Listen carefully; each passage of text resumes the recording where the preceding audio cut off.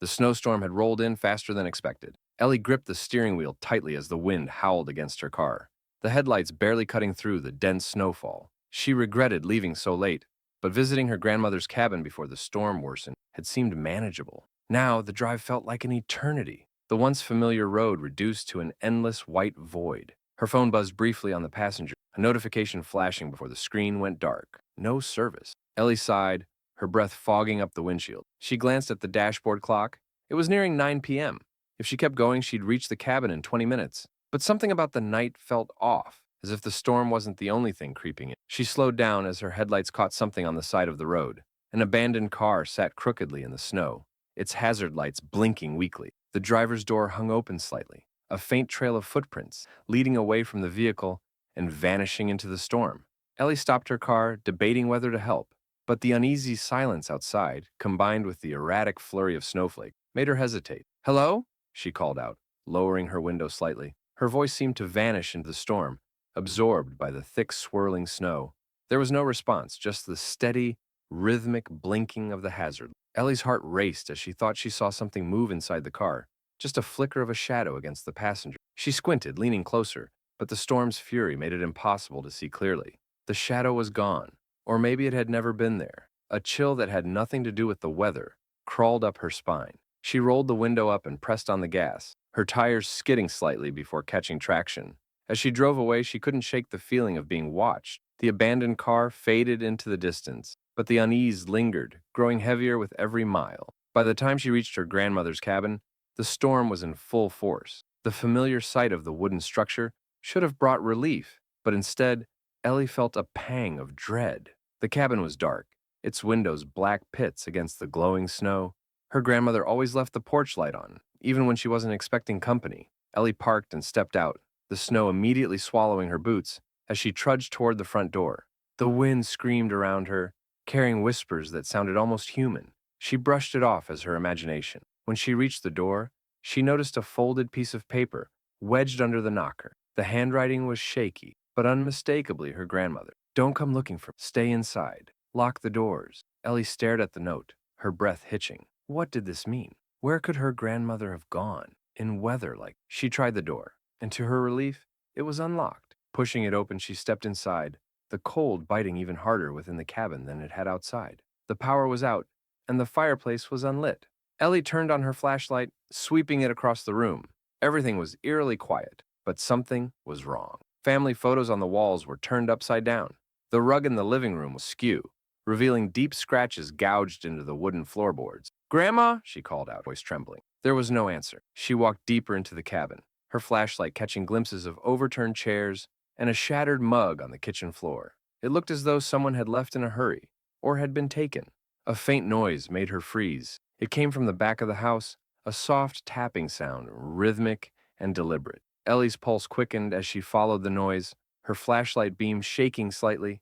The sound led her to her grandmother's bedroom door. It was shut, but something was wrong. Long nails had been driven into the frame, sealing it shut from the inside. The tapping continued, but now it sounded like scratching, like fingernails dragging across wood. "Grandma?" Ellie whispered, her voice cracking. She pressed her ear to the door, but the scratching stopped abruptly. The silence that followed was deafening. Stepping back, Ellie's eyes landed on her grandmother's journal, lying on the hallway table. It was open, the pages filled with frantic, messy writing. She picked it up and flipped through the entries, her stomach sinking as she read. "They come with the snow. They are not human. They watch. They wait." Another entry. "I've tried everything, salt, fire, prayers, but they always find me. Don't let them in. Don't let them see you." Ellie's hand shook as she turned to the final entry. "They're here. I hear them scratching. I can't stop them." A loud crash from the living room made Ellie drop the journal. Her flashlight flickered as she spun around, the beam catching a fleeting shadow near the window. She stumbled back, heart pounding, as the scratching began, this time louder and closer, coming from multiple directions. She bolted to the living room, only to see the front window fogging up as if someone, or something, was breathing on it from the outside. A handprint appeared in the frost, elongated fingers pressing against the glass. Ellie grabbed the fire poker from the hearth, gripping it tightly as she backed away. The wind outside grew louder, the whispers now clear and taunting, calling her name. "Ellie! Ellie!" Through the window, she saw figures emerging from the woods. They were tall and impossibly thin, their bodies swaying unnaturally as they approached. Their faces were blank slates, except for wide, gaping mouths that stretched far too long.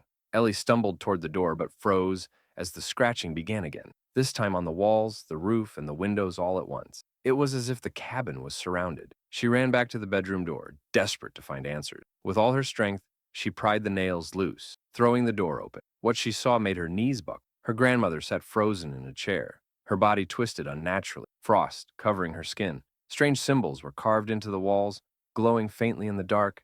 A burned note lay at her feet, the words barely legible. They only come for the living. Stay warm, stay hidden. The air grew colder, and Ellie felt the presence behind her before she heard it. Turning slowly, she came face to face with one of the creatures. Its hollow face tilted as it studied her, dark mist seeping from its mouth. Ellie screamed, running blindly into the storm. She didn't stop until she reached her car, the engine sputtering to life as the creatures closed in. Their whispers filled her ears, their distorted faces flashing in her rearview mirror. As she sped away, her headlights illuminated one last figure standing in the road. A woman, her face frozen in terror. It was her grandmother. Ellie didn't stop. She didn't look back. To this day, she doesn't know how she survived that night. But every winter, when the snow falls heavy and the wind whispers her name, she knows they're still out there, waiting. The winter night was colder than usual, and Sam couldn't shake the feeling that something was wrong. He had driven this route home countless times before, but tonight, the road seemed unfamiliar, swallowed by the relentless snowfall. The old truck groaned under the weight of the icy wind, its heater barely fighting off the chill creeping into the cab. Sam had just finished a grueling 12-hour shift at the lumber yard and was looking forward to a hot meal and some rest. The snowstorm, however, had other plans. Visibility was nearly zero, and the dense woods on either side of the road loomed like dark, silent sentinels. The headlights cut through the storm, just enough for Sam to make out a faint figure standing in the middle of the road. He slammed on the brakes, his truck skidding to a halt, mere feet from the figure. Heart racing, Sam rolled down his window slightly, letting in a burst of icy air. "Hey, are you okay?" he shouted, his voice barely audible over the howling wind. The figure didn't respond. It was a man, dressed in tattered clothes that looked too thin for the weather. His head was bowed and his shoulders hunched, as if he was trying to shield himself from the cold. Sam hesitated, his instincts screaming at him to keep driving. But guilt won out. He couldn't just leave someone out here in this weather. "Do you need a ride?" Sam called out again. Slowly, the man raised his head, and Sam's stomach turned. The man's face was pale, almost translucent, with sunken eyes that seemed to stare straight through him. His lips moved, but the wind carried no sound. Sam gripped the steering wheel, unease prickling his skin. "Get in," he said reluctantly, unlocking the passenger door. The man climbed in without a word, bringing with him a bone-chilling cold that made Sam's breath fog up instantly. The stranger didn't buckle his seatbelt, didn't speak. He just stared straight ahead, his bony hands resting in his lap. Sam cleared his throat, trying to break the silence. "Where are you headed?" The man turned his head slightly, his hollow gaze meeting Sam's. "Home," he said, his voice barely above a whisper. Sam nodded, though the word unsettled him. He didn't ask any more questions, focusing instead on the road ahead. The storm seemed to worsen, the snow piling up faster than his wipers could clear it. The truck's tires struggled for traction, and the forest seemed to close in around them. After several minutes, Sam glanced at his passenger only to find the seat empty. The man was gone. The truck swerved as Sam jerked the wheel in shock. He slammed on the brakes, his heart pounding. The passenger door was still closed, and the seatbelt hung loose, swaying slightly as if recently disturbed. Sam pulled over, his hands shaking as he turned on the cabin light and checked the seat. There was no sign of the man, no footprints in the snow outside, no lingering warmth where he had been sitting. "This can't be real," Sam muttered to himself, his breath coming in shallow gasps. As he sat there trying to calm down, a loud thud came from the roof of the truck. Sam froze. It sounded like something heavy had landed up there, the weight causing the old vehicle to creak. "Hello?" Sam called out, his voice trembling. The thud came again, followed by the unmistakable sound of footsteps, slow and deliberate, moving across the roof. Sam's blood ran cold. He fumbled for his phone, but it was dead. No signal, no light. The footsteps stopped directly above the driver's seat, and for a moment, there was silence. Then, a face appeared in the windshield, upside down and inches from the glass. It was the man, his hollow eyes glowing faintly in the dark, his lips stretched into a grotesque smile, too wide for his face. "Take me home," the man rasped, his voice reverberating inside Sam's skull. Sam screamed, slamming the truck into gear and flooring the gas. The truck fishtailed on the icy road, but he didn't stop. He didn't look back. The forest seemed alive now, the trees bending unnaturally, as if reaching for him. Shadows danced along the edges of the headlights, and the man's laughter echoed all around. The truck's engine roared as Sam sped down the treacherous road, his knuckles white on the steering wheel. He could still feel the man's presence, even though he couldn't see him. The laughter grew louder, more distorted, until it seemed to come from inside the cab. Finally, Sam saw the faint glow of his cabin's porch light through the storm. He skidded to a stop in the driveway, jumping out and running inside without looking back. He locked the door, bolted the windows, and turned on every light in the house. But the cold followed him. No matter how high he turned up the heat, the chill remained, sinking into his bones. The wind outside carried whispers now, low and insistent. "Take me home," they said. Sam stayed awake all night, clutching a shotgun and staring at the front door. By morning, the storm had passed, leaving a pristine blanket of snow over everything. But the footprints leading up to his door, long, deep prints, claw-like toes,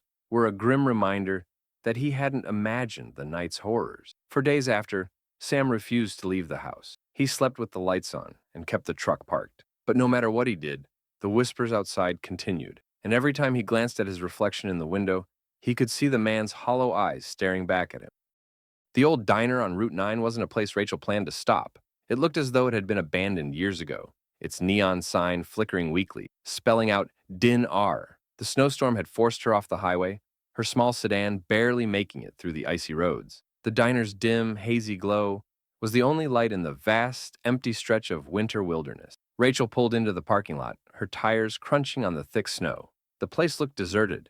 The windows were frosted over, and the building leaned slightly as if it might collapse under the weight of the storm. She hesitated, her hand on the ignition. Something about the place sent a shiver down her spine, but she had no choice. The storm was growing worse, and she needed shelter. Pushing open the diner's door, Rachel was greeted by the dull jingle of a bell. The warmth inside was a relief, but the air smelled stale, like old grease and something faintly metallic. The diner was eerily quiet, the only sound coming from the faint hum of the overhead lights. "Hello," she called out, her voice echoing.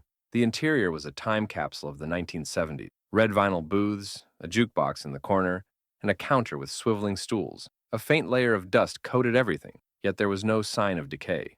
The diner looked frozen in time, as though its patrons had simply vanished one day and left everything behind. Rachel stepped toward the counter, her boots squeaking on the tiled floor. A half-empty cup of coffee sat on the counter, steam rising from it if it had just been poured. She frowned, her unease growing. "Is anyone here?" she called again, louder this time. A door behind the counter creaked open, and an old man stepped out. He wore a greasy apron, his face pale and lined with deep wrinkles. His eyes, however, were sharp and unsettling, as if he could see straight through her. "Storm's bad out there," he said, his voice gravelly. "You're lucky you found this place." Rachel forced a smile. "Yeah, I just needed somewhere to wait it out. Is it okay if I stay for a bit?" The old man nodded slowly. "Help yourself to a booth. Coffee's fresh." She hesitated, glancing at the cup already sitting on the counter. Something about it felt off, but she was too cold and tired to argue. She slid into a booth near the window, her back to the wall. The old man disappeared into the kitchen, leaving her alone. The diner felt heavier now, the silence pressing against her ear. She glanced out the frosted window, but the storm had turned the world outside into a swirling void of white. After what felt like an eternity, the old man returned, placing a plate of pancakes and a fresh cup of coffee in front of her. "On the house," he said, smiling faintly. Rachel thanked him, though her appetite was gone. She sipped the coffee, its bitterness grounding her slightly. The pancakes, however, remained untouched. She was about to ask the man if he had a phone when the jukebox in the corner crackled to life. A slow, haunting melody filled the room, the notes sharp and dissonant. Rachel jumped, spilling her coffee. "Does that thing still work?" she asked nervously. The old man didn't answer. He was staring at the jukebox, his expression unreadable. "It plays what it wants," he murmured. Before Rachel could respond, she noticed something odd. The reflections in the diner's windows didn't match reality. In the glass, she saw figures sitting in the booths, shadowy shapes hunched over their meals, unmoving. Her booth, however, was empty in the reflection. Her breath hitched as she turned to look behind her, but the diner was empty. She was alone. "Are you seeing this?" she whispered, her voice trembling. The old man didn't respond. He was still staring at the jukebox, his face now pale and gaunt. "They're waking up," he said, his voice barely audible. Rachel stood abruptly, backing away from the booth. The air in the diner grew colder, her breath fogging as the lights began to flicker. The shadowy figures in the windows started to move, their heads turning slowly toward her. "Who's waking up?" she demanded, her voice rising. The old man turned to her, his eyes hollow and dark. "You shouldn't have come here." The jukebox music grew louder, distorted, and warped. Rachel's heart pounded as the shadows in the windows began to emerge. Not from the booths, but from the glass itself. They slid out like liquid, their forms solidifying into tall, featureless shapes with unnaturally long limbs. Rachel bolted for the door, but it wouldn't budge. She pounded on it, screaming for help, but the storm outside drowned out her cries. Behind her, the shadows closed in, their movements jerky and unnatural. The old man stood motionless, watching as the creatures surrounded her. "They don't let anyone leave," he said, his voice hollow. Rachel turned to face the shadows, her back against the door. One of them reached out, its hand stretching impossibly long as it brushed against her face. The touch was icy, burning her skin like frostbite. Her vision blurred, the diner spinning around her. The last thing she saw before darkness consumed her was her own reflection in the window, sitting motionless in the booth, a shadow among shadows. The next morning, the diner was empty again, its booths covered in a thin layer of frost. Outside, the storm had passed, leaving the parking lot untouched, except for a single set of footprints leading to the door. Rachel was never seen again, but travelers passing by on Route 9 sometimes report hearing faint music drifting through the air, accompanied by the eerie glow of a neon sign spelling out dinar. Those who stop never return. Never. The snowstorm raged like a feral beast as Eric trudged through the knee-deep snow, cursing himself for taking the shortcut through the back roads. His SUV had slid into a ditch miles back, and his phone had no signal. Now, he was alone, surrounded by a desolate forest, blanketed in white, with no signs of life. His only hope was a faint orange glow flickering through the trees up ahead. It looked like a cabin, though the thought of finding someone in this storm seemed like a cruel twist of fate. Still, Eric had no choice. His fingers were numb, and the frost had started to creep through his boots. As he approached the source of the light, a small cabin came into view. It was old and weathered, with smoke curling from its crooked chimney. A warm, inviting glow spilled out from the windows, contrasting sharply with the unforgiving cold outside. Eric hesitated. Something about the cabin felt off, though he couldn't pinpoint why. It was too perfect, too convenient. But he wasn't about to freeze to death over a gut feeling. He knocked on the door, his fist trembling from the cold. A moment later, the door creaked open. An elderly woman stood there, her face lined with deep wrinkles. Her eyes were sharp and piercing, but her smile was warm. "Oh, you poor thing," she said, her voice soft and motherly. "Come inside before you catch your death out here." Eric stepped into the cabin, immediately engulfed in warmth. A fire crackled in the stone hearth, casting flickering shadows across the room. The cabin smelled of herbs and something faintly sweet, like freshly baked bread. "Thank you," Eric said, shivering as he peeled off his wet coat. "I've been walking for hours. My car slid off the road." The woman nodded knowingly, gesturing to a chair by the fire. "Sit, warm yourself. I'll make you some tea." Eric sat down, letting the heat seep into his frozen limbs. The cabin was small but cozy, filled with old furniture and knickknacks that seemed to belong to another era. A clock on the wall ticked steadily, its sound oddly hypnotic. The woman returned with a steaming cup of tea, setting it on the small table beside him. "Drink up. You'll feel better in no time." Eric took a sip, the warmth spreading through his chest. It had a strange taste, earthy, with a hint of something metallic, but he was too cold and exhausted to care. "Do you live here alone?" he asked, trying to make conversation. The woman nodded, her smile never faltering. "I've lived here for as long as I can remember. Not many visitors, especially in storms like this." Eric glanced around the room, his eyes landing on a series of old photographs hanging on the wall. They were black and white, showing what appeared to be the same woman, though much younger, standing with various people. The strange thing was that none of the people looked happy. Their expressions were blank, their eyes dull. "Are those your family?" he asked, nodding toward the photos. The woman's smile wavered for a moment. "Something like that," she said, her tone colder now. Eric's unease grew, but he brushed it off as paranoia. He was alive, warm, and safe, for now. As the evening wore on, the storm outside grew worse. The wind howled like a wounded animal, and the windows rattled in their frames. The woman busied herself in the kitchen, humming a soft tune that felt oddly familiar to Eric, though he couldn't place it. When she finally returned, she was carrying a plate of food, stew, steaming and aromatic. Eric hesitated. Something about the smell was off, but his growling stomach overruled his doubts. He picked up the spoon and took a bite. The meat was tender, the broth rich and savory, but as he chewed, a strange texture caught his attention, stringy and fibrous, like no meat he'd ever tasted. "What kind of meat is this?" he asked, his voice strained. The woman tilted her head, her smile widening. "An old recipe. It's something special. Eric's stomach churned, and he set the spoon down. He glanced at the clock on the wall. The ticking had grown louder, more insistent, and he realized with a start that the hands weren't moving. I think I should head out, Eric said, standing abruptly. The woman's expression darkened. Oh, you can't leave now. The storm is much too dangerous. Eric backed toward the door, his instincts screaming at him to run.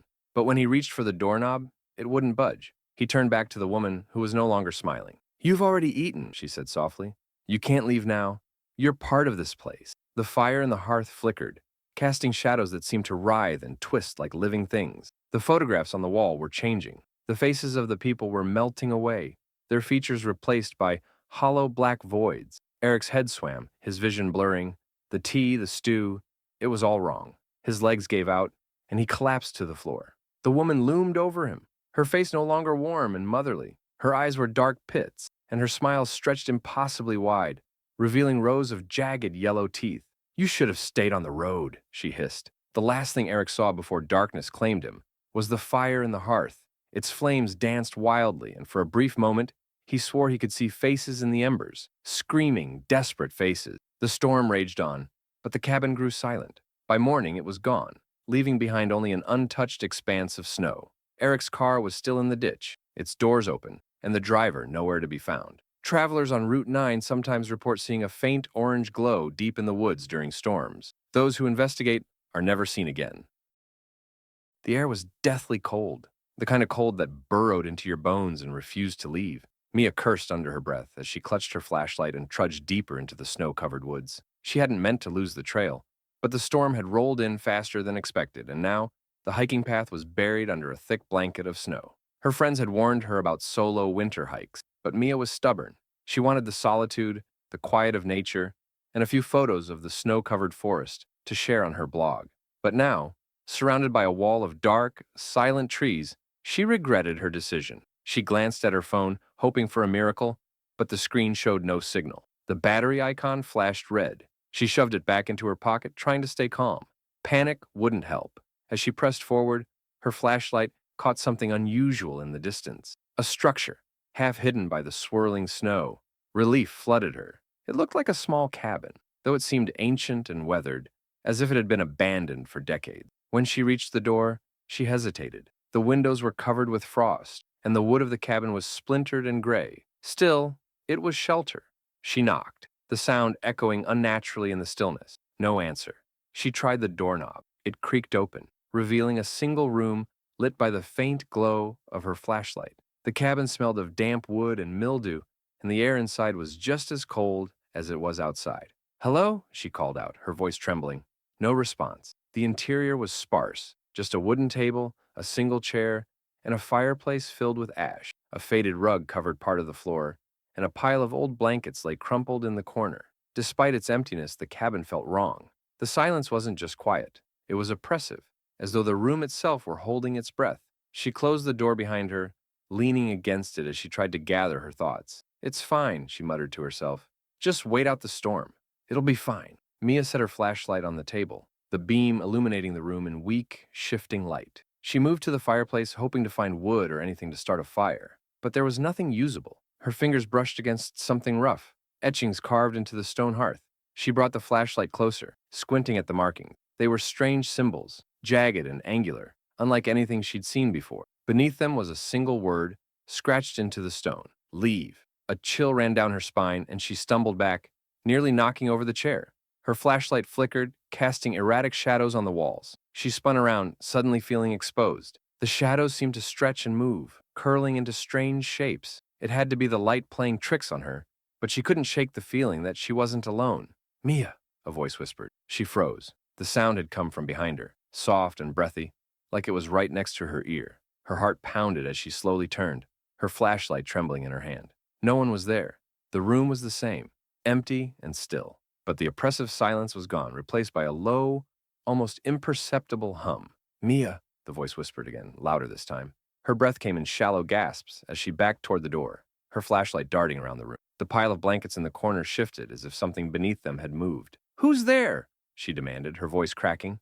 The blankets stirred again, and a hand, pale and skeletal, emerged, gripping the edge of the fabric. Mia screamed, dropping her flashlight as the figure beneath the blankets began to rise. It was impossibly tall, its limbs too long and thin, its head tilted at an unnatural angle. Its face was obscured by shadows, but its eyes, empty and black, bored into hers. "Why didn't you leave?" it rasped, its voice a guttural growl. Mia fumbled for the door, her fingers slipping on the cold metal knob.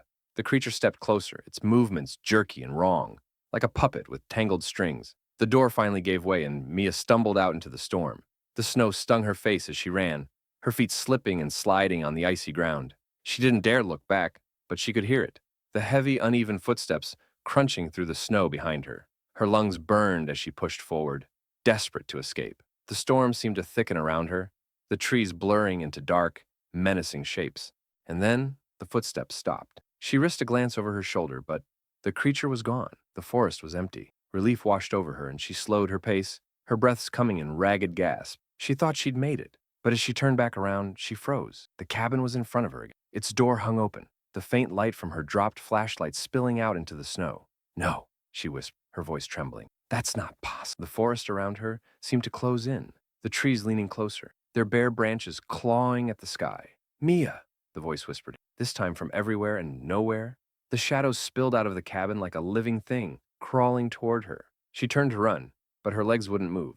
The cold sank into her deeper than before, freezing her in place. The last thing she saw was the creature's face, pale and twisted, its empty eyes filled with malice as it emerged from the darkness, its skeletal hands reaching. The storm swallowed her screams, leaving nothing but silence. By morning, the cabin was gone, but in the snow where it had stood, there were footprints, one set leading in and none leading out, leading.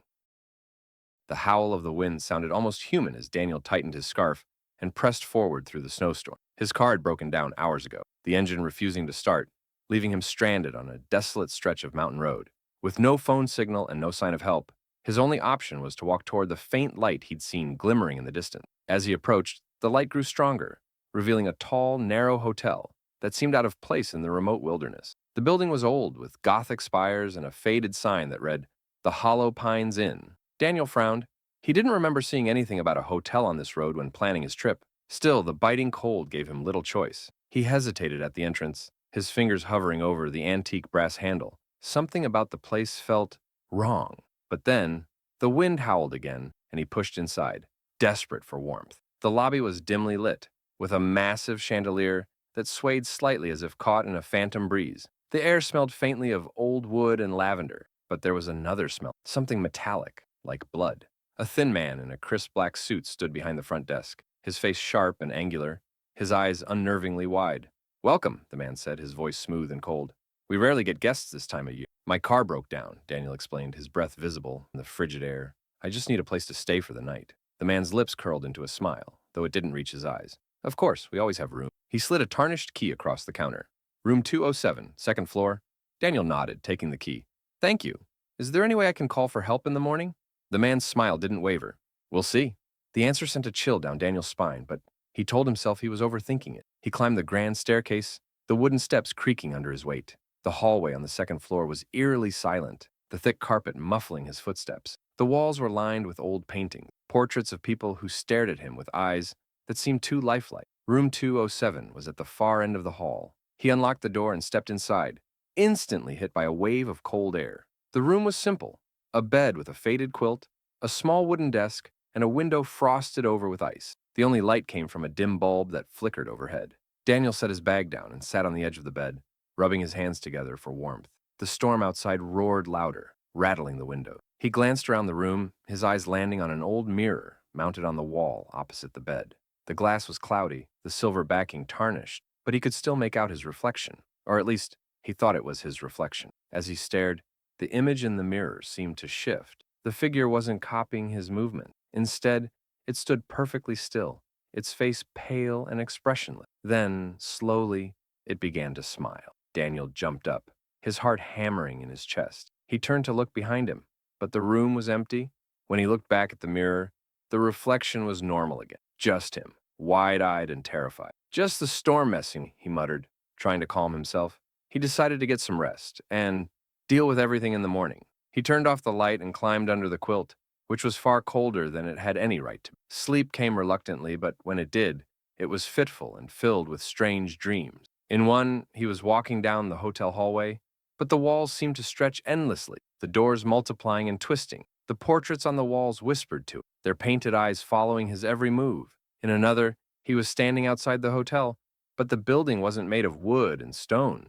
It was made of flesh, pulsating and alive, its windows like empty, soulless eyes. Daniel woke with a start, gasping for air. The room was pitch black, the storm outside eerily silent now. As he reached for his phone, he noticed something strange. The quilt on the bed was wet, as though it had been soaked in icy water. He turned on the light, and his breath caught in his throat. The wetness wasn't water, it was blood. Panicking, he jumped out of bed, only to see bloody footprints leading from the bed to the mirror. He stared at his reflection, which stared back, its smile widening unnaturally. "You should have left," the reflection said, though Daniel's lips didn't move. He stumbled backward, the room spinning. The door to the room creaked open, and he turned to see the man from the front desk standing there, his face shadowed. "Is everything to your liking, Mr. Carter?" the man asked, his tone calm and detached. "How do you know my name?" Daniel demanded, backing away. The man's smile stretched impossibly wide. "We know all of our guests. You've been here before. Don't you remember?"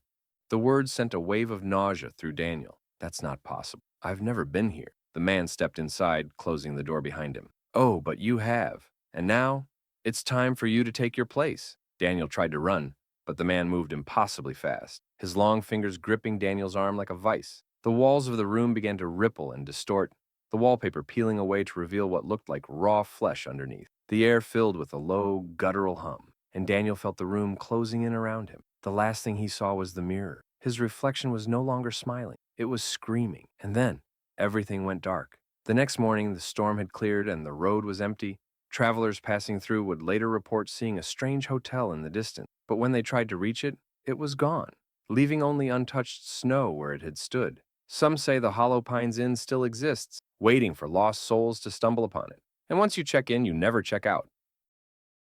The night was an unrelenting storm of ice and wind as Julia gripped the steering wheel, her knuckles white. The blizzard had rolled in faster than the weather reports had predicted, leaving her trapped on a lonely mountain road. The snow was so thick that her headlights barely pierced it, turning the world beyond her windshield into a swirling void. She glanced at her phone.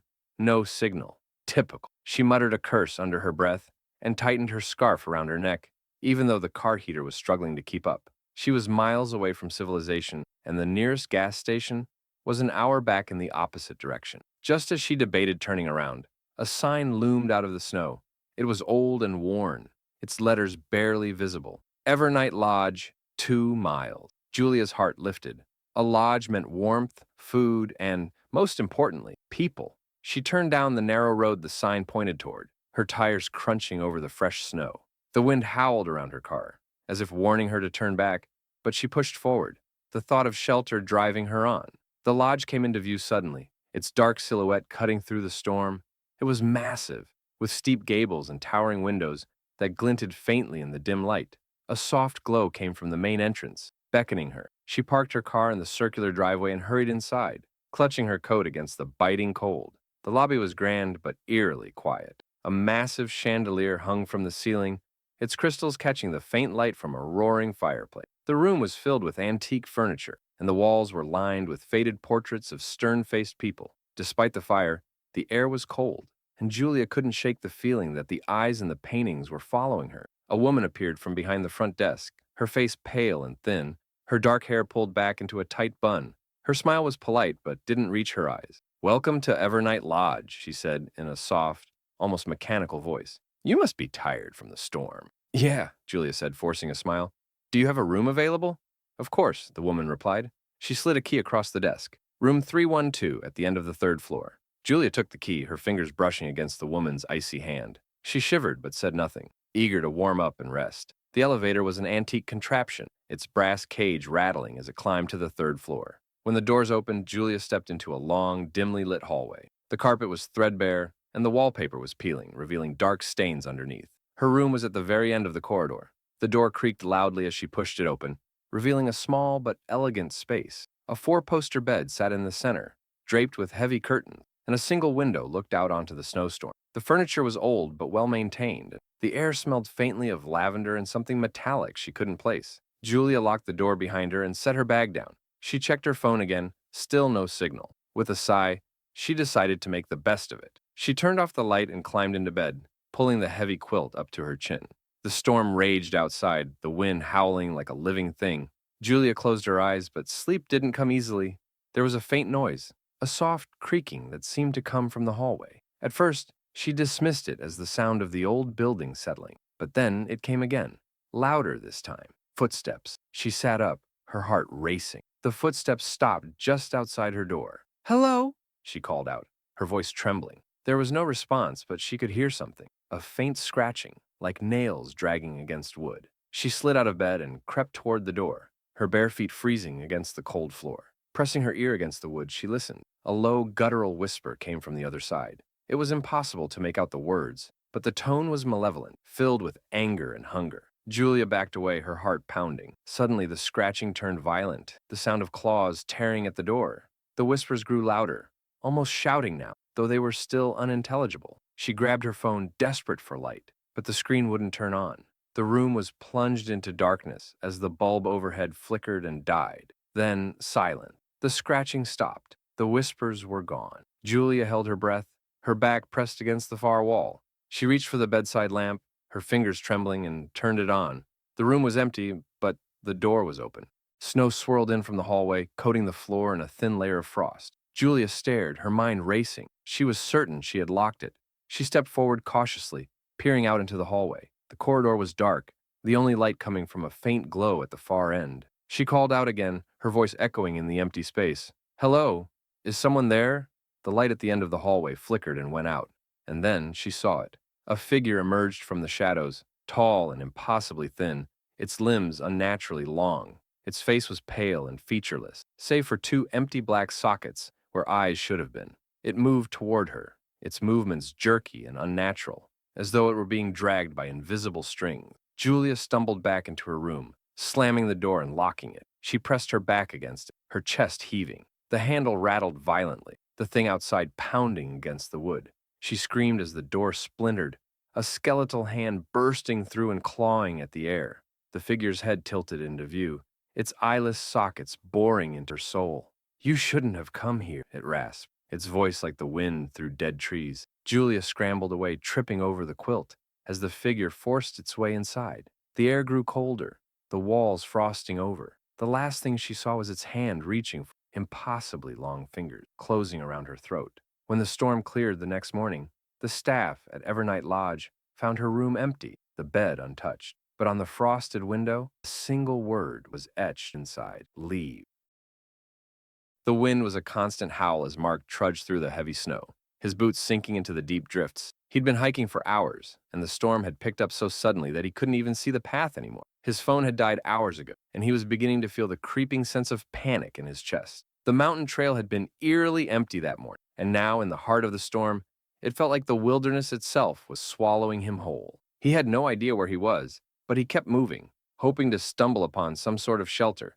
As his legs grew heavier and the snow continued to fall, he saw something ahead, a faint light in the distance. His heart lifted with a mixture of relief and suspicion. It was a house, sitting at the edge of the woods, its windows glowing with warm light, an inviting beacon in the storm. Mark approached carefully, his breath coming in visible puffs as he neared the front porch. He knocked on the door, his frozen fingers numbing as he tapped the wood. There was no answer at first, just the muffled sound of the wind. He was about to turn away when the door creaked open slightly, revealing an old man standing in the dim light. His eyes were pale, almost too pale, and his face was lined with age, though his posture was unnervingly rigid. "Can I help you?"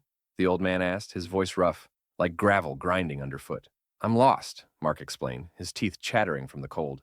"The storm came out of nowhere. I was hoping I could stay here for the night." The man studied him for a long moment before stepping aside. "Come in," he said softly. "It's not safe out there." Mark thanked him, stepping into the warmth of the house. It was old, rustic, and smelled faintly of burning wood and something else, something sharp, like rust. The old man led him into a small living room, where a fire crackled in the hearth. A single chair sat next to the fire, and an old rug covered the creaking wooden floor. "I'll make some tea," the old man offered. "You must be cold." Mark nodded, sinking into the chair by the fire and rubbing his hands together for warmth. As he sat, he took in the room. The walls were lined with strange, weathered books, odd trinkets, the sort of things you'd expect to find in an old attic. But it wasn't the objects that unsettled him. It was the air. the stillness. It was as if the house itself was holding its breath, waiting. The old man returned with a steaming mug, handing it to Mark. "Drink," he urged. "It will warm you." Mark took the mug, inhaling the sharp scent of herbs and something more medicinal. He took a sip, the warmth spreading through his body, but there was something wrong with the taste. It was bitter, almost metallic. He set the mug down, his stomach turning. "Are you okay?" the old man asked, his voice now dripping with an odd, almost amused tone. "Yeah, just tired," Mark muttered, trying to shake the unease in his gut. The old man's lips twitched into a smile, but there was nothing friendly about it. "Rest then. You'll be safe here." Mark felt his eyelids grow heavy. The fire in the hearth seemed to grow brighter, the shadows in the corners of the room stretching like fingers reaching for him. He fought the pull of sleep, but it was no use. The warmth from the fire, the tea, the isolation, it all mixed together in a fog that consumed him. When he awoke, it was dark. The fire had burned down to a faint glow, and the house was eerily quiet. Mark sat up, rubbing his eyes, trying to shake the grogginess from his head. His body felt like lead, sluggish and weak. His hands trembled as he reached for his phone, but the screen remained black. "Hey," he called out, his voice hoarse. "Where's the old man?" No response. He stood up, his legs unsteady as he made his way toward the door. The storm outside was still raging, the howling wind a constant reminder of how isolated, but something felt off. The house was too quiet, too still. He stepped into the hallway, and that's when he saw it. A mirror hanging crookedly on the wall. As he passed, he caught a glimpse of his reflection, but it wasn't his face looking back. It was the old man's face. Mark froze. The reflection smirked at him, the eyes gleaming with a wicked, knowing light. Mark stumbled backward, his heart racing as he turned to look behind him. But the hallway was empty. The house creaked, and the hairs on the back of Mark's neck stood up. He had to get out of there. He dashed toward the front door, his hand reaching for the handle, but when he pulled, it wouldn't budge. The door was locked from the outside. Panic surged through him. He turned, his breath shallow as he scanned the room. His eyes fell on the stairs, leading up to the second floor. Something was up there. He moved toward the stairs, every creak of the floorboards beneath him setting his nerves on edge. As he reached the top, the air grew colder. The temperature seemed to drop with every step, and he felt the weight of something, an oppressive force, bearing down on him. At the end of the hallway stood a door, slightly ajar. From behind it, a soft whisper called his name. "Mark." He didn't want to open the door. He didn't want to know what was inside. But his body moved on its own, his hand reaching for the door, pushing it open with a creak. The room was small, the walls lined with old furniture, but it was the center of the room that drew his attention. There, suspended in midair, was the old man. His body twisted, his face contorted in agony. His mouth opened, but no sound came out. And then Mark saw the shape behind, standing in the corner.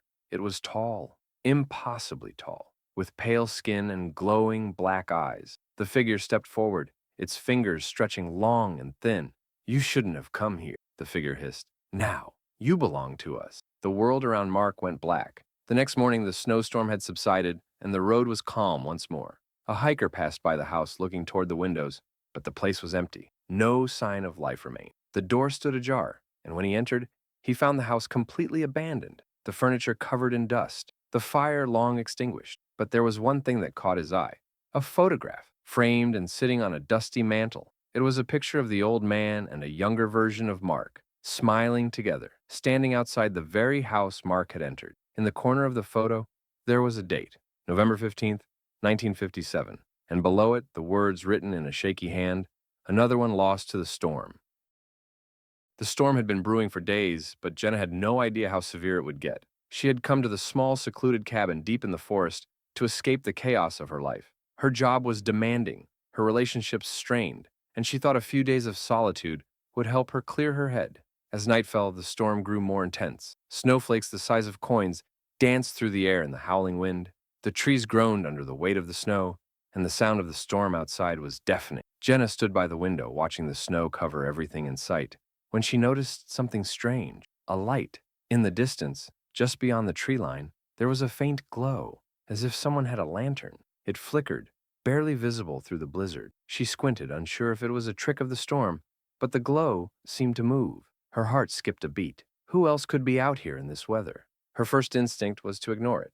The weather was treacherous, and she didn't want to risk wandering off into the woods at night. But curiosity gnawed at her, pulling her toward the door. What if someone was lost? What if they needed help? She grabbed her coat, pulling it tight around her, and stepped out into the night. The wind immediately hit her face, stinging her skin, but she pushed forward, walking toward the glow. As she got closer, the light became clearer. It was definitely a lantern, swinging back and forth as if someone was walking with it. But there was no sound of footsteps. Jenna's breath caught in her throat. The lantern moved as though it were floating, casting an eerie light through the swirling snow. She quickened her pace, but the light seemed to pull further ahead, leading her deeper into the forest. It wasn't until she came to a small clearing that she saw him. An old man, hunched over and wrapped in a thick coat, stood beneath a twisted tree. His face was hidden in the shadows of his hood, but Jenna could see the lantern dangling from his outstretched hand. He didn't speak, just stood motionless, staring ahead. The air around him felt colder, sharper, and the ground beneath her feet seemed to freeze with each step she took. "Hello?" she called out, her voice breaking through the storm. "Are you okay? Do you need help?" The old man didn't respond. Instead, he slowly turned his head toward her, his face still hidden in shadow. But something about the way he moved, it was wrong. His head tilted unnaturally far to one side, his body swaying slightly as if he were struggling to maintain his balance. Jenna's heart pounded in her chest. She should leave. She should turn and run back to the cabin, but she couldn't. The air was thick with an unsettling silence, and the light from the lantern cast long, twisted shadows that seemed to crawl toward her. She took a step back, her instincts screaming at her to retreat, but the old man's voice broke the silence. "You shouldn't have come here," he rasped. His voice was low, hoarse, like something that had been buried for years. Jenna froze. "What do you mean?" she asked, her voice barely a whisper. She was terrified, but she couldn't move. The old man stepped closer, his movements jerky and unnatural. "This place," he muttered, "it doesn't let people leave." Before Jenna could react, the wind picked up, howling like a living creature, and the snow seemed to fall faster, heavier. The world around her began to shift, the trees bending and groaning as if they were alive. The lantern light flickered, casting wild shadows that danced on the snow-covered ground. Suddenly, the old man was gone. He vanished as if the wind itself had swept him away. Jenna stood there alone in the clearing, the howling wind pressing in on her, the snow swirling in every direction. Panic set in. She spun around, desperate to find her way back to the cabin, but the landscape had changed. The forest that had once been familiar now felt foreign, twisted, as if it were shifting around her. She ran, her legs burning with effort, but the snow seemed deeper now, as if the ground were trying to pull her under. The trees closed in around her, their branches reaching out like claws. Every time she turned a corner or passed a familiar tree, the landscape shifted, turning into an endless maze. Her breath came in shallow gasps, her heart racing as she stumbled through the snow. She couldn't stop, couldn't think. Every direction felt wrong, and yet she kept running, her eyes wild with terror. And then she saw it, the cabin. But as she ran toward it, her foot caught on something, sending her sprawling to the ground. The wind picked up, a fierce gust that whipped the snow into a frenzy. And when she looked up, the cabin was no longer there. The trees were gone. There was nothing but darkness. She was standing in the middle of an empty, frozen landscape. Her scream was lost in the wind. In the distance, the lantern light flickered again, its glow a faint, beckoning presence. "Come."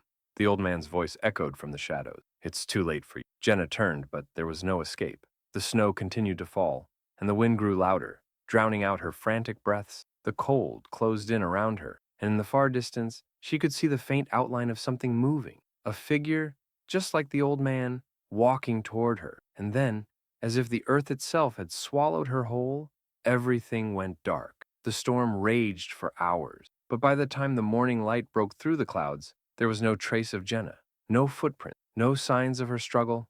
The forest was empty, except for the old man, standing beneath the twisted tree, holding the light. The storm had passed, but the house, the trail, and the warmth of the cabin had disappeared, as if they had never existed at all. And in the shadows of the trees, a voice whispered, "Another one." It had been a long drive through the desolate mountain roads, and Claire was starting to regret her decision to stay in this old cabin. The landscape around her was barren and eerily quiet, the kind of silence that felt suffocating, like the world itself was holding its breath. She'd come here alone, thinking it would be the perfect retreat, a place to relax and recharge. But as she pulled her car up the long, winding driveway, a sense of unease settled over her. The cabin was large, weathered, and surrounded by tall, looming trees that seemed to close in on it. It looked more abandoned than she'd anticipated, but she was already here. She grabbed her bag from the back seat and made her way to the door. The old wooden steps creaked beneath her feet as she reached for the key, hidden beneath a flower pot by the front door. The key fit with a soft click, and Claire stepped inside. The smell of damp wood and old furniture hit her as she crossed the threshold. Everything about the place felt out of time. Faded floral wallpaper, heavy curtains blocking the daylight, and the soft tick, tick, tick of an old grandfather clock that seemed to echo through the house. She dropped her bag in the hallway and explored, taking in the dark, creaky atmosphere. The air was cold, despite the warmth of the fire she'd started in the hearth. A chill lingered in the corners of the rooms, and every creak of the house made her jump. It was the kind of place that had secrets, secrets that shouldn't be uncovered. She settled into the living room, trying to shake off the growing sense of unease. There was something about the house that felt alive, not in a good way. The kind of alive that made the hairs on the back of your neck stand up. That night, Claire decided to turn in early. She climbed into bed, pulling the thick, heavy blankets over her shoulders. As the wind howled outside, the house seemed to groan in response. She closed her eyes, trying to ignore the sounds. But then, just as she was about to drift off, she heard something, a soft, scratching noise coming from the direction of the attic. Claire froze. Her mind raced. The attic was locked. She was sure of it. The door had been bolted shut when she first arrived. She told herself it was probably just a raccoon or a squirrel in the walls, but the noise persisted, scratching, followed by a low thud. Her heart began to pound in her chest as the sounds grew louder. Something was up there. Something was alive. She couldn't stay in bed, couldn't just ignore it. The noise seemed to echo through the house, growing closer, more deliberate. She grabbed a flashlight from the nightstand and hesitantly opened the door, her feet cold against the wooden floor. The house was darker than it had been before. Even with the fire still crackling in the hearth, there was an overwhelming sense of darkness pressing in around her. She slowly made her way to the stairs, the flashlight trembling in her hands. The noise continued, now accompanied by low, guttural whispers, almost like breathing. Claire's stomach turned as she climbed up to the attic door. She knew she shouldn't open it. The door was bolted shut for her. But the curiosity burned inside her, a nagging feeling that she couldn't ignore. The attic door creaked as she forced it open, the wood protesting against her touch. As soon as the door cracked open, the cold air hit her like a wall. She shined the flashlight into the dark space, but the beam seemed to stop, just short of the ceiling. There was a shadow up there, dark, still, and unnaturally shaped. Her breath caught in her throat as she stepped closer. The flashlight flickered, casting brief moments of clarity into the attic. The shadows that swirled in the corners of the room were almost like living things, slithering along the walls. And then, in the far corner, she saw it, a figure. Its back was turned, hunched over, slowly rocking. It wore an old-fashioned coat, stained and tattered, and the air around it seemed to shimmer with something wrong. "Who's there?" Claire whispered, her voice trembling. The figure stopped rocking. For a moment, there was complete silence. Then, it slowly turned to face her. The face was grotesque, twisted with hollow eyes that seemed to have been hollowed out long ago, and a mouth stretched into a grotesque grin. The figure's skin was cracked and gray, as though it had been dead for years. But the worst part, the part that made Claire's blood run cold, was the sound. The figure didn't speak. Instead, it let out a low, raspy breath that sounded like it had been pulled from the depths of a grave. "Ah, leave," it whispered, its voice a rasping hiss. Claire stumbled backward, her heart hammering in her chest. She could barely breathe, the fear suffocating her. The flashlight slipped from her hand, its light flickering out. The last thing she heard before the world went black was the sound of footsteps, slow, deliberate, coming closer, getting louder. Claire woke to find herself lying in the attic, the cold floor pressing against her skin. Her head ached, and her vision was blurry. As she sat up, her breath hitched in her throat. The attic was empty. There was no figure, no sign of anything unusual, but the atmosphere had changed. The house felt colder, more oppressive, as if it were watching her, as if it had been waiting for her to find it. She turned and saw the door to the attic, now wide open, where it had been locked just hours before. Panicking, Claire rushed down the stairs, desperate to get out of the house. She grabbed her bag, but when she tried to leave, the front door wouldn't open. It was stuck, as if something was holding it shut from the outside. Suddenly, she heard a voice. "Not yet." Claire spun around, her heart racing. There was no one there, but she felt the cold touch of something brush against her shoulder. The whispering voice was back, louder now, filling the space around her. "You shouldn't have come." The walls of the cabin seemed to close in on her. Desperate, she turned and ran toward the back door, but the house seemed to stretch before her, the distance growing longer and longer. And then, through the howling wind, Claire heard the unmistakable sound of footsteps behind her. She turned, but no one was there. The darkness closed in. The next morning, a hiker passed the cabin on his way through the woods. The storm had cleared, but the place felt as though it had been abandoned for years. The door was slightly ajar, and when he stepped inside, the air was thick with dust. But there was something else, a faint smell of decay. He moved through the rooms, his footsteps echoing eerily. Upstairs, he found the attic door wide open, the space inside untouched. But something caught his eye on the floor, a single blackened boot, as though it had been thrown carelessly aside. And in the corner of the room, scribbled in what looked like dried blood, was one final message. She's still here.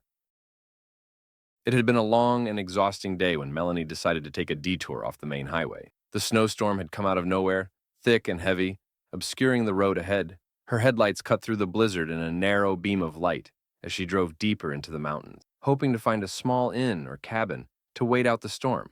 The GPS had long since stopped working, and her phone was almost out of battery. The isolation of the road was starting to get to her, and a growing sense of unease crept over her. She had always prided herself on her independence, but tonight, that confidence seemed fragile. Hours had passed, or at least that's how it felt, when she saw a dim light in the distance, what appeared to be a small cabin.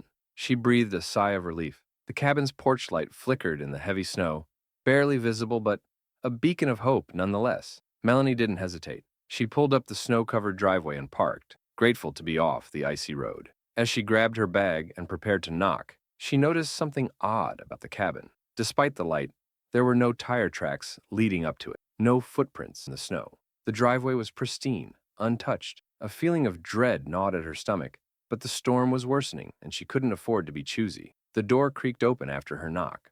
A man stood in the doorway, his face obscured by the shadow of his hood, a thick scarf wrapped around his neck. "Can I help you?" His voice was low, gravelly. "I'm sorry to bother you," Melanie said, trying to keep her tone friendly, though she couldn't shake the unease that lingered in the back of her mind. "I've been driving for hours, and the storm's too bad to continue. Do you mind if I stay the night?" The man hesitated as though sizing her up. Then, without a word, he stepped aside, motioning for her to come in. She entered, shaking off the snow from her coat and boots. The warmth inside the cabin was a welcome relief, and the smell of wood smoke and something faintly sweet filled the air. There were no windows in them, but a few dimly lit lanterns gave off a soft, flickering glow. The walls were lined with shelves filled with old books, and the floor was covered in thick, worn rugs. The man didn't say much as he led her to a small room off to the side. It was a simple bed with a single lamp on the nightstand, but the sheets were pristine, and there was an old-fashioned quilt folded at the foot of the bed. Melanie thanked him, her voice quieter now, as a creeping sense of disquiet settled in her chest. "Thank you," she said, forcing a smile. The man gave a stiff nod and left, the door clicking shut behind him. Melanie locked the door, double-checking the bolt. Even though she told herself it was unnecessary, she sat on the bed and pulled the covers over herself, trying to relax. But sleep didn't come easily. The storm outside seemed to grow louder, and the wind howled against the walls. Then she heard something, a scraping noise, faint at first, but then growing louder. Melanie sat up in bed, her heart racing. The sound was coming from just outside her door. At first, she thought it might be the wind, the howling gusts battering the walls. But no, it was too rhythmic, too deliberate. She crept to the door, trying to keep her breathing quiet, and pressed her ear against it. The scraping continued, slow and steady, like something or someone was moving in the hallway. Her pulse quickened and she stepped back, trying to steady her nerves. Should she open the door and investigate? Or was it safer to stay inside? The decision was made for her when the door handle turned. Melanie's blood ran cold as the door creaked open, but no one was there. The hallway was empty, silent. Her mind raced as she scanned the room. Everything seemed fine. But then, something caught her eye. A small, faint trail of something dark on the floor near the door. She crouched down to investigate. It was a thin line of dried blood leading down the hallway. She swallowed hard, her throat dry, as her mind screamed at her to run. But there was nowhere to go. With a deep breath, she followed the trail, the cold air of the hallway biting at her skin. As she crept forward, the darkness around her seemed to press in, the shadows of the walls stretching like hands reaching for her. She came to a door at the end of the hall, slightly ajar. The trail of blood led straight to it. The door creaked open as she pushed it, revealing a small, dimly lit room. There were no windows, only the glow of a single lantern on a table in the center of the room. And that's when she saw him. The man from earlier was sitting in a chair, his back to her, but there was something terribly wrong. His face was twisted, distorted, and his skin was pale, almost gray. His eyes were wide open, staring ahead, unblinking, and around him, scattered on the floor, were strange symbols, drawn hastily in what looked like more blood. "What are you doing?" Melanie's voice trembled as she stepped into the room. The man didn't move, but then, as if finally acknowledging her presence, he spoke in a raspy, hollow voice. "You shouldn't have come." Suddenly everything clicked. The pristine snow outside, the lack of tracks, the unnerving quiet of the cabin, and the blood. Melanie tried to turn and run, but the door slammed shut behind her with a deafening crash. Panic surged through her as the room seemed to close in, the air growing thick with dread. Her breath came in short, sharp gasps as she turned to face the man. "I've seen you," he whispered, his voice sending chills down her spine. "I've been waiting for you." The floor beneath her feet seemed to give way, and she collapsed to the ground, her mind spinning. The symbols on the floor glowed faintly like something alive. The room seemed to pulse, as though the house itself was breathing. And then, in the corner of her eye, she saw the shadow move. It wasn't the man. It was something darker, something far more ancient and malevolent, a shape that twisted and undulated, reaching for. A whisper echoed through her mind, chilling and low. "You're ours now." Before she could react, the darkness enveloped her, pulling her into the shadows. When the snowstorm passed and the sun rose, the cabin was empty. No sign of Melanie. The trail of blood was gone. The strange symbols faded into the floorboards as though they had never existed at all. And in the distance, the wind howled as it always did. But this time, it carried with it an ominous whisper, one that would forever haunt the land, another soul claimed. The wind howled through the trees as Amelia's car skidded along the icy mountain road, the headlights barely cutting through the thick veil of snow. She had been driving for hours, hoping to make it to her grandmother's cabin before the storm fully took hold. But the weather had worsened, and now it felt as if the snow was trying to swallow the world whole. Her phone had long since died, and she had no GPS to guide her. The only thing she had was the dim outline of the road, barely visible through the blizzard. The deepening silence around her felt suffocating, almost unnatural. When she saw the old sign for a nearby rest stop, Amelia's heart skipped a beat. She hadn't planned on stopping, but she was too tired to continue driving, and the storm was showing no signs of letting up. She slowed her car and pulled into the small lot, grateful to at least get out of the blizzard for a moment. The rest stop was abandoned. There was no sign of life, no other vehicles parked nearby. Just the ominous stillness of the storm pressing in. The flickering lights above the entrance cast long, ghostly shadows on the ground, and the cold air nipped at her skin as she stepped out of the car. She pulled her jacket tighter around her, trying to ignore the uneasy feeling creeping up her spine.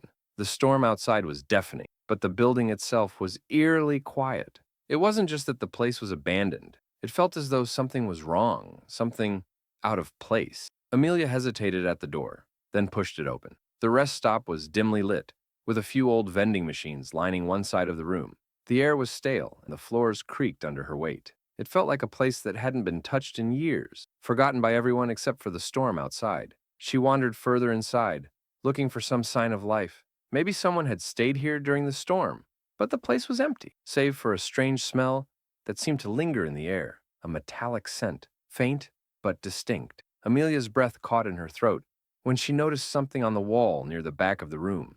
At first, she thought it was just a stain, but as she drew closer, her heart began to race. There, scrawled across the wall in what looked like blood, were strange symbols. They were crude, jagged, almost like they had been scratched into the surface in a frenzy. The symbols made her stomach churn as she stared at them, the feeling of dread growing stronger. A door at the far end of the room caught her attention, a dark hallway beyond it. She couldn't explain why, but the urge to investigate was overwhelming. Something in the back of her mind told her to leave, to get back in her car and drive as far away as possible. But her curiosity, combined with the growing unease, kept her moving forward. The hallway was cold and damp, the air thick with the same heavy silence that had greeted her when she first entered the building. The lights above flickered, casting long, shifting shadows against the walls. Amelia's heart pounded in her chest as she slowly made her way down the hallway, each step echoing in the stillness. At the end of the hallway was another door. This one cracked open slightly, as if someone had left it in a hurry. She pushed it open, the hinges creaking in protest. Inside was a small room, with only a single dim light hanging overhead. The air in here was colder than the rest of it, and the floor was covered in what appeared to be more of those strange symbols. They were etched into the walls, the floor, even the ceiling. But what made Amelia's breath catch was the figure standing in the center of the room. A tall, thin man in a long, dark coat, his face hidden by the shadows of his hood. He was unmoving, standing perfectly still in the center of the room, as though waiting for her. "Hello?" Amelia called out, her voice shaky despite herself. The man didn't respond. Instead, he slowly lifted his head, his eyes glowing faintly in the dark. Amelia's blood ran cold. She couldn't see his face clearly, but there was something wrong with his eyes, something unnatural. They were too wide, too dark, like hollow pits staring into her soul. She took a step back, but the man's voice stopped her cold. "Stay," he said, his voice low and raspy. "You were meant to stay." The words sent a chill through her spine. Every instinct in her screamed for her to run, to get away from this place, and never look back. But her feet felt rooted to the ground, as though something invisible was holding her in place. The man took a step forward, and Amelia's breath caught in her throat. He moved slowly, deliberately, his footsteps echoing in the silence. The air around him seemed to grow colder, as though the very atmosphere was being drained of warmth. "You can't leave," he murmured. "You're already part of it. You always were." Amelia's mind raced, her heart thundering in her chest. What was this? What did he mean? She tried to back away, but the door slammed shut behind her with a deafening bang, trapping her in the room with him. The man's eyes were the only thing visible now, glowing faintly in the dark. They were fixed on her, unblinking, as though they were studying her, waiting for something. Without warning, the symbols on the walls began to glow, pulsing with a faint red light. The floor beneath her feet seemed to tremble, as if the very foundation of the building was shifting. The man's voice came again, this time louder, more insistent. "Stay," he repeated. "You belong here now." Amelia's blood ran cold as she turned and ran toward the door, desperation flooding her body. But the walls of the room seemed to stretch impossibly wide, and the hallway that had once led her in now felt like it was miles away. The man's laughter echoed behind her, low and chilling. "You can never leave," he called out. "You're already here. You're already ours." Her breathing grew frantic as she ran, the walls closing in around her. The glowing symbols seemed to pulse faster, the light growing brighter and more intense. And then, just when she thought she might break free, everything went black. The next morning, the snowstorm had passed, but the rest stop remained eerily quiet, its lights still flickering in the early morning light. The parking lot was empty, save for a few stray patches of snow. No one would know what had happened to Amelia, the young woman who had stumbled into that place during the storm. No one would remember her. But the next time someone found themselves driving through those mountains, they'd see the rest stop in the distance. And if they were unlucky enough to stop, they might just hear the faint whisper of a voice, carried on the wind, saying, "You were meant to stay."